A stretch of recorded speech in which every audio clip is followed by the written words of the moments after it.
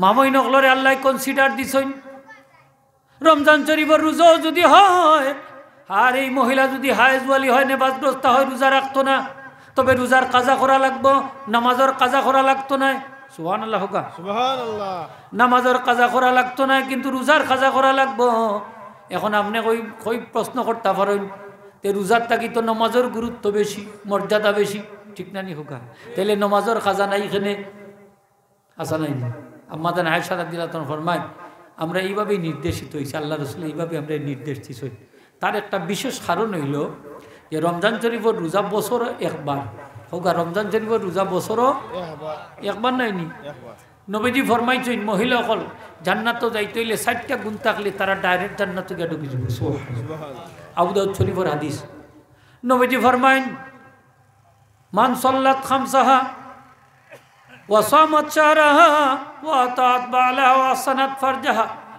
আমার নবীজি ফরমাইন মহিলাদের মধ্যে যদি 60টা গুণ পাওয়া যায় তারা জান্নাতের যে কোনো দরজা দিয়ে জান্নাতে প্রবেশ করতে পারবে এক নম্বর হইল যদি 5 ওয়াক্ত নামাজ খান ঠিক মতো আদায় করেন 2 নম্বর হইল রমজান শরীফের 30টা রোজা যদি ঠিক মতো রাখেন 4 নম্বর হইল স্বামীর কথা যদি মান্না চলেন 5 নম্বর হইল 4 নম্বর হইল নিজের লজ্জাস্থানের যদি হেফাজত করেন কয়টা হোকা 60টা 1 নম্বর হইল 5 ওয়াক্ত নামাজ 2 নম্বর হইল রমজান শরীফের রোজা 3 নম্বর হইল স্বামীর আনুগত্য করা 4 নম্বর কি নিজের লজ্জাস্থানকে হেফাজত করা সতীত্ব রক্ষা করা এই 60টা গুণ থাকলে আবু দাউদ শরীফের হাদিস আমার নবীজি ফরমায় যে একজন মহিলা জান্নাতের যে কোনো দরজা দিয়ে ইচ্ছা জান্নাতে প্রবেশ করতে পারবে তাকে পারমিশন দেওয়া হইবে তাকে খেয়াল দেওয়া হইবে যে তুমি জান্নাতের যে কোনো দরজা দিয়ে জান্নাতে প্রবেশ করো এই যে রমজান শরীফের রোজার বিশেষ একটা গুরুত্ব আছে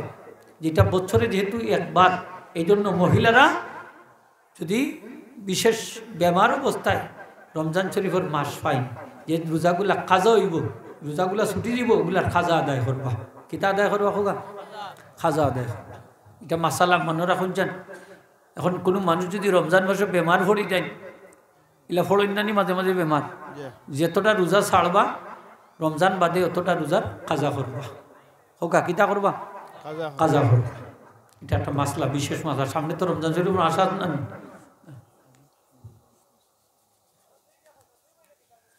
মোহতরম হাজিরিন কোরআন শরীফ তেলাওয়াত ব্যবসা প্রতি হরবে দোষ দেখি আমার আল্লাহ ফরমাইন 200 জায়গা থাকতো না আরো বাড়বো সুবহানাল্লাহ লিওয়াফিয়াহুম উজুরাহুম ওয়া ইয়াজিদাহুম মিন ফাদলিহি আমি আল্লাহ পুরাপুরি সব দিব আর যদি আমি আল্লাহ অনুগ্রহ করি তাইলে আরো বেশি বেশি করে বাড়াই দিব 10 টাকা থাকতো না 10 700 তার থেকে আরো বেশি এ করবে 10 নাকি না 700 থেকে আরো বেশি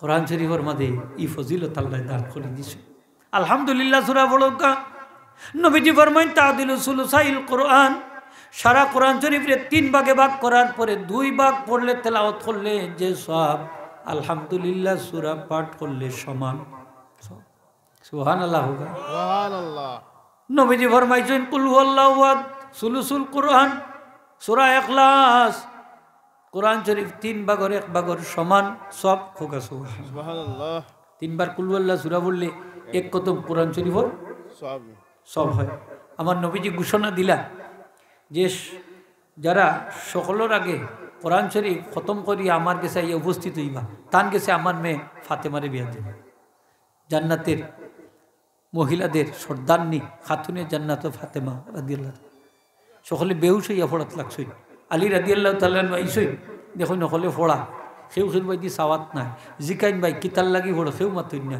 বাদে খবর লইলা যে এইরকম ঘটনা হযরত আলী রাদিয়াল্লাহু 3 বার কুল হুয়াল্লাহু সূরা পড়িয়া নবীজির দরবারে গিয়া হাজির সুবহানাল্লাহ আল্লাহ রাসূল ফরমাইন আলী তোমার খতম শেষ হয়ে গেছে নি কোন জি ইয়া সাল্লাম আমি খতম পড়িয়াছি বলে তো সকাল বলে জি বলে আমি 3 বার কুল হুয়াল্লাহু সূরা পড়িয়াছি সুবহানাল্লাহ হইতা নাই সুবহানাল্লাহ কি টেকনিক আল্লাহ রাসূল ফরমাইছেন আনা মাদিনাতুল ইলমে ওয়া আলিয়ুন বাবুহা আমি ইলমের শহর আর আমার আলী হইলা এই শহরের দরজা সুবহানাল্লাহ আলী রাদিয়াল্লাহু অত ইলম আল্লাহ দান করে দিয়েছিলেন তাই নখনি আসলে আপনি কইছেন সূরা ইখলাস সুলুসুল কোরআন, কোরআন শরীফের 3 ভাগের 1 ভাগ, তাইলে তো আমি 3 বার পড়ে লিছি, পড়লিলে তো সারা কোরআন শরীফ পড়ে গেছি।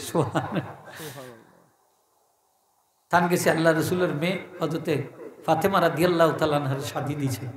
ফাতেমা নবীজির মেয়ে নাইনি, আলী রাদিয়াল্লাহু কিতা জানেননি, চাচা তো বোন যশোরী বাতিজি, কিতা সম্পর্কে বাতিজি। তো বাতিজি বিয়া করা যায় না নি, এখন বাতিজি না, একটু দূর হয়েছে। আফন বাইর করার বাতিজি বিয়া করা যাইব নি? আল্লাহ মাতুন না কেনে? আবু তালিব নবীজির চাচা নাইনি, চাচা নাইনি, চাচার ঘরের বাই নাইনি আলী রাদিয়াল্লাহু। তাইলে তান মেয়ে নবীজির মেয়ে তান বাতিজি নাই, বিয়া করলা খিলা বাতিজি বিয়া করা যায়। আফন বাতিজি না, চাচার ঘরের বাইর ঘরে বাতিজি বিয়া করা যায়। হোকা মাত্তা নাইনি আপনার এখন? চাচার ঘরের হোকাতে, চাচার ঘরের বাইর ঘরের বাতিজি হোকা, চাচার ঘরের বাইর ঘরের বাতিজি। এখন চাচার ঘরের বোন বিয়া করা যায় না নি?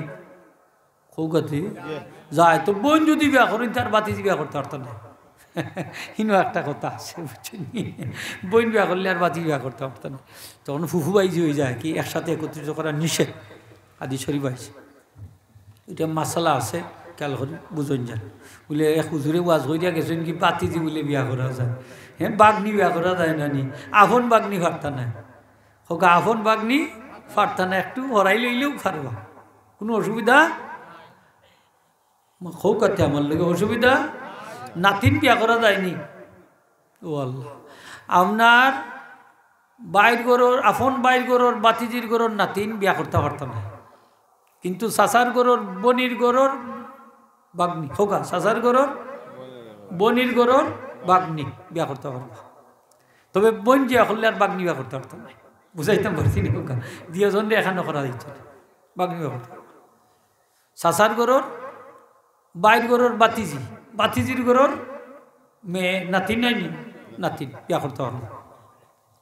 আমরা সমাজে কিছু চলে না, যদি কেউ বিয়া করিলেন তে কইব হয়তো বাতিজি বিয়া করিলছেন, এই বাগনি বিয়া করিলছেন, কইবানি না কইতা নাই বলে বোরা মুখে কিলাখান মামা ডাকে, হ্যাঁ চাচা ডাকে, আর তাই কিলাখান বিয়া করিলেন।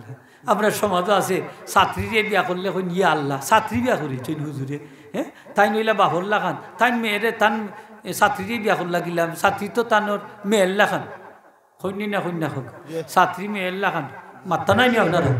শীতর মাঝে কিছু মাতুন যান, ছাত্রী মেয়েল্লা খান, হ্যাঁ মেয়েল্লা খান দেখতাম হইব আমরা, ঠিক না নি হোকা? কিন্তু বিয়া করা তো শরীয়তে না যাইজ কইছে না, না আছে কোনোখানে ছাত্রী বিয়া করা না যাইজ? মাতুকাতে আপনারা ছাত্রী বিয়া করতে পারতা নাই নি? আপনি উপযুক্ত হইলে বিয়া করতে পারবা, অসুবিধা ও আল্লাহ জুড়ে হোক, অসুবিধা নাই। ছাত্রী বিয়া করলে হুজুরে সারে অসুবিধা কিতা, কোন জায়গাতে অসুবিধা? আপনার যদি পরিবারে মানে আর আপনার সব দিকে মিল থাকে, কোনো অসুবিধা নাই। শরীয়তে যদি কোনো বাধা দেন না, দেন বিয়া করা হারাম। 14 প্রকার মহিলারে বিয়া করা হারাম। কয় প্রকার? 14 প্রকার, 14 জন মহিলারে বিয়া করা হারাম। এই হারামের মাঝে যদি না পড়েন তাইলে দুনিয়ার সমস্ত মহিলারে শাদী করা যাইতেছে, ঠিক কিনা না? শাদী করা যাইছে। বাপে ফুতে মুসাফা করেন না, আল্লাহ বাপর লোকে মুসাফা করি তো বিয়া দেবি। ছাত্র শিক্ষকের লোকে মুসাফা করে না, বিয়া দেবি।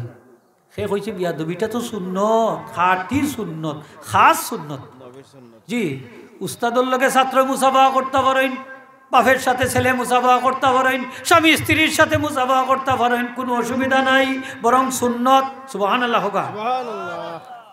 বাপর লোকে মুসাফা করেন যান, কয় বাচ্চা করে বাপর লোকে মুসাফা করিন না, কয় বাপর লোকে গিলা আবার মুসাফা করতাম না, উস্তাদর লোকে গিলা করতাম, কয় বিয়া দবি। উস্তাদ এখন কিতা ছাত্র আমার লোকে মুসাফা করে, কত বড় বিয়া দব হয়েছে। আমি যখন সারসিনা মাদ্রাসাত ভর্তি হইলাম, কামিল জামাত, সারসিনা মাদ্রাসা হইল বরিশাল, ওই যে আপনারা আলিপুরি হুজুর, তাইনও সরসিনা মাদ্রাসার ছাত্র, আমিও সরসিনা মাদ্রাসার ছাত্র, তাই না আমার জুনিয়র 2 বছর। তো এখানেও এই সারসিনা মাদ্রাসার যে এখানেও আমি আবার কামিল ক্লাসও ফার্স্ট হয়ে আসলাম, আলহামদুলিল্লাহ হোক। সরসিনা মাদ্রাসার কামিলও ফার্স্ট হয়ে বহুত বড় কথা। আমার লোকের দেওবন ফার্স্ট অনেক যখন আসলাম কামিলর, তো এটা তো আলিপুরি সাহেব শিখাইন যান কম্পিটিশন কাকে বলে, কত প্রকার এই মাদ্রাসাত ভর্তি হইলে বোঝা যায় যে কম্পিটিশন খারে হয়। এই মাদ্রাসার যদি কেউ ফার্স্ট বয় হয় তাইলে বউটা স্ট্যান্ড করবো।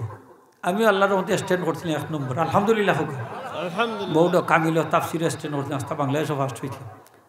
তো এগুলা এগুলো শুক্রিয়ার কথা হইয়া রাখি যে এই মাদ্রাসা যখন কে ভর্তি হইলাম ওখানে দেখি উস্তাদ হলে নাম ধরি এখন সিরাজ ভাই হইল, আপনি কেমন আছেন, হাত মিলান, ফইলেও মুসাফা, ফইলা মুক্তি সালাম, তার মধ্যে কিতা মুসাফা, এর মধ্যে কদম বুঝি গেও ভাত ফড়ি দিতা পারত না, গিয়ে আগে সালাম দিয়ে হাত মিলাই থইবা, মুন্দাই মুসাফা করতে হইবা, এর মধ্যে কদম বুঝি।